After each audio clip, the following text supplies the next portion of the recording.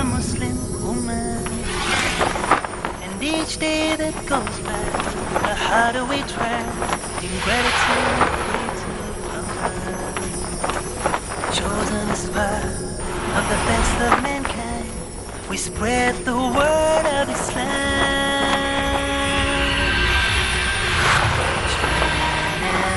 Each hour in all of His power, each flower, each tree, everything that we see. Spread the word, oh man. Spread the word of Islam. Bismillah ar-Rahman ar-Rahim. In the name of Allah, the most gracious, most merciful, I greet you, my dear audience, in our Islamic way. Assalamu alaikum wa rahmatullahi wa barakatuh. May Allah's peace, mercy, and blessings be with you all. So far, we have been discussing the miraculous description of the glorious Qur'an to the successive development of the human embryo, from a single germ cell to a fertilized ovum, or what we call a gamete. Then passes through a leech-like stage, then a stage that looks like a gently chewed piece of flesh. After that, the creation of bones and the coverage of these bones with flesh, and immediately he becomes in the shape, or starts to take the shape, of a human being. These stages have been fully described in Surah Al-Hajj, and then we come to other three verses in Surah Al-Mu'minun, verses number 12 to 14, and this is the 23rd chapter in the glorious Quran.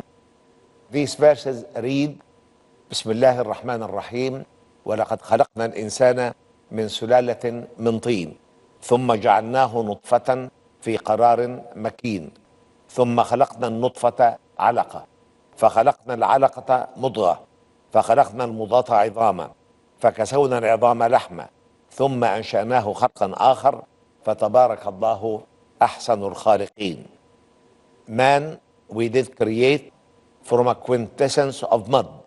Then we placed him as a tiny germ cell, the form of a tiny drop of fluid called the sperm, in a place of rest, firmly fixed. Then we made the sperm into a leech-like stage. Then that stage passes. Then we made out of that chewed piece of flesh bones and clothed the bones with flesh. Then we developed out of this another creation. So blessed be Allah, the best to create. When we start, وَلَقَدْ خَلَقْنَا الْإِنسَانَ مِنْ سُلَالَةٍ مِنْ طِينٍ, verily, we have created man from a quintessence of mud, an extraction of mud. Because man is not created from the totality of the mud, but from an extraction from that mud. And we said that this term can apply to both Adam and Eve, may Allah be pleased with them both, as well as to every one of their descendants. Simply because every one of us has inherited a tiny entity from the mud from which Adam and Eve, may Allah be pleased with them both, were created.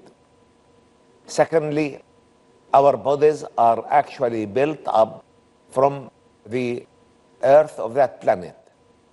While we are in the wombs of our mothers, we feed on her blood, and her blood is derived from her food, and her food is physically derived from the minerals and compounds of the earth. When we are born, you are fed on her milk, and her milk is derived from her food, and her food is derived from the minerals and chemical compounds of the earth. When we stop breastfeeding, we start eating vegetables and fruits, as well as many of the dairy products. And all these are derived actually from the minerals and chemical compounds of the earth. So when the verse says, وَلَقَدْ خَلَقْنَا الْإِنسَانَ مِنْ سُلَالَةٍ مِنْ طِينٍ, verily we have created man from a quintessence of mud. This is absolutely true. ثُمَّ جَعَلْنَاهُ نُطْفَةً فِي قَرَارٍ مَكِينٍ. Then we have made this man a sperm in a very well preserved place.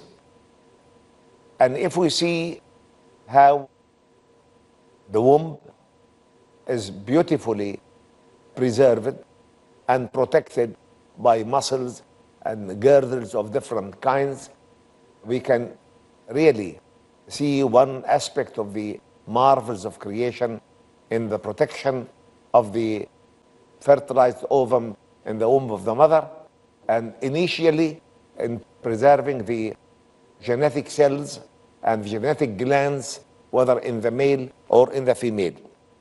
ثم جعلنا النطفة في قرار مكين. We have made the genetic cells in a highly protected place. ثم خلقنا النطفة علقة. Then we moved from fertilized ovum to the leech-like stage. فخلقنا العلقة مضغة. Then we created from that leech-like stage, we created a stage that looks like gently chewed piece of flesh. فخلقنا المضغة عظاما. Then we have created from that chewed piece of flesh bones. فكسونا العظام لحما. And we have clothed these bones with flesh. ثم أنشأناه خلقا آخر فتبارك الله أحسن الخالقين. And here again, then we have changed him into another creation. So glory be to Allah, or blessed be Allah, the best to create. And here again we see wonderful hint about the language. In Arabic, we use the letter fa for the succession with no loss of time, and use the letter thumma for the succession with a lapse of time. And look at the beauty of expression here, that all these stages are carried out very quickly. And that's why the letter of succession is the fa. And of course, between clothing the bones with flesh and changing the features of that embryo to the fetus stage, to the human stage, takes some time. And that's why the verse uses the letter thumma. And this is again a sign of the great precision in the glorious Qur'an. We move from this to another hint in the glorious Qur'an that came in Surah Al-Mursalat, chapter number 77, verses 20 to 23. These verses read, أَلَمْ نَخْلُقكُّم مِّن مَاءٍ مَهِينٍ فَجَعَلْنَاهُ فِي قَرَارٍ مَكِينٍ إِلَى قَدَرٍ مَعْلُومٍ فَقَدَرْنَا فَنِعْمَ الْقَادِرُونَ. Have we not created you? And the address is to humanity at large. Have we not created you, mankind, from a fluid held despicable, which we placed in a place of rest, firmly fixed for a period of gestation, determined by Allah, or glory be to Him. For we do determine, for we are the best to determine everything. This is an address to mankind to be modest, not to be highly conceited, highly proud of oneself, because every one of us was created from a highly despicable fluid that has not got much respect, highly despicable fluid. فَجَعَلْنَاهُ فِي قَرَارٍ مَكِينٍ. Then we have made that fluid in a perfectly saved place, in a very perfectly protected place إلى قدر معلوم for a fixed period of time. And we know these days that the least period for the human embryo to stay in the mother's womb and to come out safely, 6 months. And the longest period is 9 months. And this is also disclosed in the glorious Qur'an. I think we'll have a short break and come to you after the break. Until then, I thank you for listening and wait for seeing you again. Assalamu alaikum wa rahmatullahi wa barakatuh. May Allah's peace, mercy, and blessings be with you all. Spread the word of word of Islam. Welcome back after this short break. And before the break, we were discussing the few verses in Surah Al-Mursalat, chapter number 77, verses number 20 to 23. And these verses read, and the address here is to mankind in general. And Allah is saying, أَلَمْ نَخْلُقكُم مِّن مَاءٍ مَهِينٍ. Haven't we created you, mankind, from a fluid held despicable? فَجَعَلْنَاهُ فِي قَرَارٍ مَكِينٍ. Then we placed it in highly protected position or place, إلى قدر معلوم, for a fixed period of time. فقدرنا فنعم القادرون, for we determined and we are the best to determine.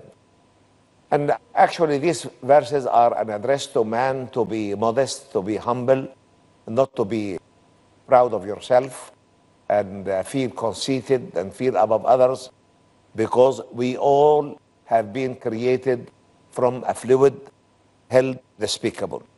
And we have to be grateful to Allah that the successive stages of the production and preservation and fertilization of the gametes of these genetic cells is carried out in highly protected areas. فَجَعَلْنَاهُ فِي قَرَارٍ مَكِينٍ, in well-protected areas. إِلَى قَدَرٍ مَعْلُومٍ, for a fixed period of time. And we came to know recently that the minimum period of time for a fetus to come out safely and can live after coming out is 6 lunar months. And the maximum period is 9 lunar months. And this fact is also determined in the glorious Qur'an in other places. But here it's hinted to it by saying إلى قدر معلوم, until the end of a fixed period of time, a period of gestation. And this period is only controlled by Allah, all glory be to Him. And then the end of the verses, or the last verse, reads إلى قدر معلوم فقدرنا فنعم القادرون. Verily we have determined, because we are the best to determine. And actually this is again an invitation by Allah for every one of us to look into the very difficult stages through which he has passed through, from a genetic cell to fertilized ovum to a leech-like stage to chewed piece of meat to the creation of bones to clothing the bones with flesh and giving this bony flesh the features of a human being. Because of all this, we have to come back to the very first few verses. We started with the verses in Surah As-Sajdah, which read الذي أحسن كل شيء خلقه وبدأ خلق الإنسان من طين. Allah is the one who has perfected everything He has created, and He started the creation of man out of mud.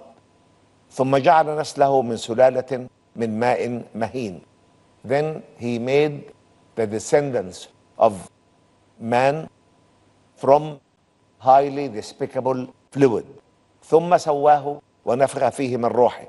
Then He shaped him, He featured him, He gave him His own qualities, Actually, Allah is the one who gives every one of us his qualities in the womb of the mother by the exchange of the different genes between the chromosomes of the father and the chromosomes of the mother. And each chromosome is carrying between 25 to 30,000 genes, or 20 to 25,000 genes. And of course, the interaction between these 40,000 to 50,000 genes, between that of the father and that of the mother, of course, Allah gives every single human being certain physical, psychological, and mental characteristics that can be displayed in his physical build-up, in his capacity to react with others, in his psychology, in his mentality, that are not repeated. And this is again one of the signs of the great creation of Allah, because the DNA by which our characteristics are decided are 99% similar in all human beings. They vary only in 1%. And out of that 1%, Allah has given every single human being a special genetic code, a special fingerprint, a special forehead print, a special eye print, a special voice print. And this is one of the signs of the greatness of Allah's creation. الذي أحسن كل شيء خلقه وبدأ خلق الإنسان من طين. Allah is the one who has perfected everything He has created, and as a sign of that perfection, He started the creation of man out of mud. ثم جعل نسله من سلالة من ماء مهين.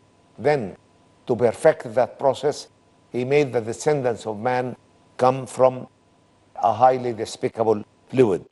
ثم سواه ونفخ فيه من روحه. Allah is the only power that can control the distribution of characters to an embryo in the womb of the mother. He is the one who shapes all the features of that embryo until it's fully developed. ونفخ فيه من روحه. And then He blew out of His spirit. And relating the spirit to Allah does not mean that it is part of Allah, all glory be to Him, because Allah is one that cannot be divided into parts. Allah is absolutely above that. But it's a way of honoring the soul or the spirit. ثم سواه ونفخ فيه من روحه. And it has been highly debated, when does the spirit blown into the embryo? And Prophet Muhammad, peace be upon him, in an authentic of his sayings, says that after the 42nd night in the development of the human embryo, Allah will send an angel to blow the spirit into that, actually, this embryo, and will write down his bounties, his rizq, his age, and his deeds. And then the verse continues by saying, ثم سواه ونفخ فيه من روحه وجعل لكم السمع والأبصار والأفئدة قليلا ما تشكرون. And then He created for you your power of hearing, your power of seeing, your hearts and inner hearts. Little that you are thankful to your Creator. And actually, the creation of every of these faculties, the faculty of hearing, the faculty of seeing, and the faculty of the heart and its place in the human body, are among the greatest facts that can stand out, speaking about the majesty of the Creator, His might, will, and His lordship. And we read also in Surah Al-Qiyamah, verses 36 to 39. The verses read: أيحسب الإنسان أن يترك سدى ألم يكن نطفة من مني يمنى ثم كان علقة فخلق فسوى فجعل منه الزوجين الذكر والأنثى. Will man consider that he would be left without control? Doesn't he remember that he was a tiny drop of fluid out of germ cells that has to be fertilized to produce him. Then he was in a leech-like stage, and from that leech-like stage, Allah has completely created and formulated him, and he has made out of that leech-like stage both the pairs, male and female.